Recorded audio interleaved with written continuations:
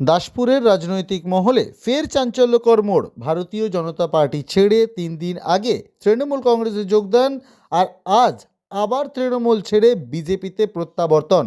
এই ঘটনাকে ঘিরে জোর চর্চা দাসপুর 1 নম্বর ব্লকের রাজনগর অঞ্চলে। হরিরামপুর এলাকার বাসিন্দা বাসন্তী দলুই 3 দিন আগে বিজেপি ছেড়ে তৃণমূলে যোগ দেন, তবে আজ তিনি ফের বিজেপিতে যোগদান করেন। শুধু তিনি নন, তার সঙ্গে আরও একাধিক মহিলা বিজেপির পতাকা হাতে তুলে নেয়। বাসন্তী দলুইয়ের অভিযোগ, তাকে জোর করে তৃণমূলে যোগদান করানো হয়েছিল। দাবি করা হয়, তৃণমূলে না এলে লক্ষ্মীর ভাণ্ডার সহ একাধিক সরকারি প্রকল্পের সুবিধা বন্ধ করে দেওয়া হবে। সেই চাপের মুখেই তিনি দলবদল করেছিলেন বলে তার বক্তব্য। অন্যদিকে তৃণমূলের দাবি, কোনো রকম জোর জবরদস্তি করা হয়নি, সম্পূর্ণ স্বেচ্ছায় তিনি দলে যোগ দিয়েছিলেন। ভোটের আগে এই দলবদল ঘিরে দাসপুরে চড়ছে রাজনৈতিক পারদ। গোটা বিষয় নিয়ে রাজনৈতিক মহলে শুরু হয়েছে তুমুল জল্পনা।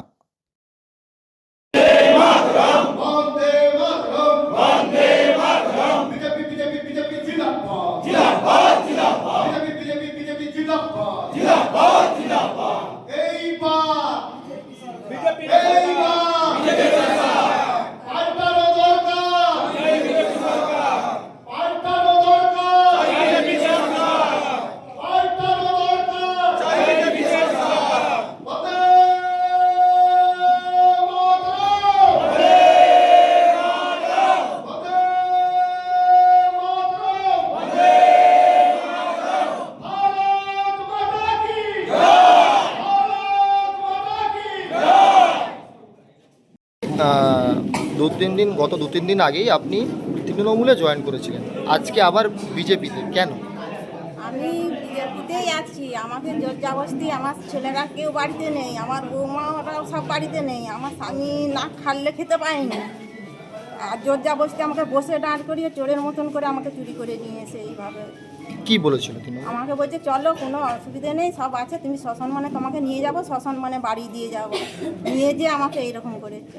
জয়েন করেছি। হ্যাঁ, কি নাম? কল বন্ধ করে দেবো, লক্ষ্মীর ভাণ্ডার বন্ধ করে দেবো, এই যে রাস্তা করে দিয়েছি এইগুলোও আর যেতে দেবো নি, এই সব বলছে। কারা বলছিল এটা? ওই তৃণমূল বলছে। তৃণমূলের। হ্যাঁ। কি নাম আপনার? আমার নাম বাসন্তী দলুই, বাড়ি? বাড়ি হরিরাম। গত কিছুদিন আগে দেখা গেল যে তৃণমূলে জয়েন করেছিল, আবার আজকে বিজেপিতে জয়েনিং কেন? এটা আজ তৃণমূলের চোরা সন্ত্রাস। প্রায় বাড়ি বাড়ি যেয়ে বলা হয়েছে লক্ষ্মীর ভাণ্ডার কেটে দেওয়া হবে, গ্রুপ থেকে নাম ডিসকাস করে দেওয়া হবে, পানীয় জল দেওয়া হবে না, ঢালাই রাস্তা করতে দেওয়া হবে না।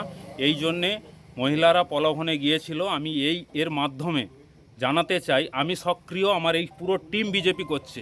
এনাদের লক্ষ্মীর ভাণ্ডার এর মাধ্যমে আমি জানাতে চাই তৃণমূলকে যে এনাদের লক্ষ্মীর ভাণ্ডারটা একটু বন্ধ করে দেখান, তাহলে বুঝবো যে আপনাদের দম আছে। মানে যারা গেছিল, আজকে তো আরও অনেকে দেখা গেল যে বিজেপিতে জয়েন করেছে, মানে সে ছাড়াও। ওনাকে ভুল বুঝিয়ে নিয়ে গিয়েছিলেন, উনি ভুল বুঝতে পেরে আমাদের কর্মীদের কাছে আশাহতভাবেই খানিকটা এসেছিল এবং বলেছিল যে আমার পুরো টিম বিজেপির পরিবার এবং বিজেপির সাথে আমি আছি, থাকবো, ভবিষ্যতেও থাকবো। বাকি যারা জয়েন করলো তারা কোন দল করতো?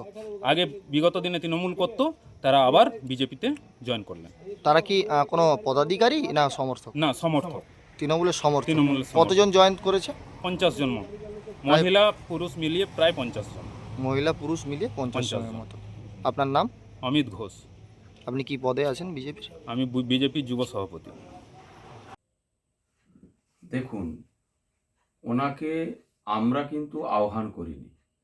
উনি নিজে থেকেই আমাদের মিছিলে এসে উনি বলেছিলেন আমাদের যে উনি যোগদান করবেন। মমতা বন্দ্যোপাধ্যায়ের লক্ষ্মীর ভাণ্ডার সহ একাধিক যে উন্নয়নমূলক প্রকল্প, তাতে উনি উৎসাহিত হয়ে আমাদের দলে যোগদান করার ইচ্ছা প্রকাশ করেছিলেন এবং স্বইচ্ছায় এসে উনি যোগদান করেছেন। এবং এই যে ভয় দেখিয়ে নিয়ে যাওয়া বা লক্ষ্মীর ভাণ্ডার বন্ধ করে দেওয়া, এটা সর্বৈব মিথ্যা কথা। কারণ আমাদের যে সরকার, আমাদের মাননীয় মুখ্যমন্ত্রী মমতা বন্দ্যোপাধ্যায়ের যে পরিকল্পনা, সেটা সবাইয়ের জন্য। সেটা সিপিএম হতে পারে, বিজেপি হতে পারে, তৃণমূল হতে পারে, কংগ্রেস হতে পারে, সমস্ত শ্রেণীর মহিলারাই, সমস্ত দলের মহিলারাই এই সুযোগ পায়। অতএব এই ধরনের কথা আমরা কখনোই বলিনি। ওটা আমার মনে হয় যে বিজেপির চাপেই মিথ্যে কথা উনি বলছেন। উনি এসেছিলেন স্বইচ্ছায়, উনি স্বইচ্ছায় চলে গেছেন, এখানে আমাদের বলার কিছু নেই। আমাদের দল আপন নিয়মে চলবে। যারা আমাদের দলের সঙ্গে এসে অ্যাডজাস্ট করে চলতে পারবেন তারা থাকবেন, যারা মনে করবেন যে না আবার অন্যত্র চলে যাবেন, এরকম কতই তো হয়েছে। আমাদের দল এসেছে আবার বিজেপিতে চলে গেছে, সেটা হতে পারে। আর যেটা ওরা বলছে যে আমাদের অনেক তৃণমূলের মহিলারা সব বিজেপিতে জয়েন করেছে, এটা একবারে একশোই মিথ্যে কথা। আমাদের কোনো মহিলা সমর্থক বা পুরুষ সমর্থক যাই বলুন, কেউই বিজেপিতে জয়েন করেনি।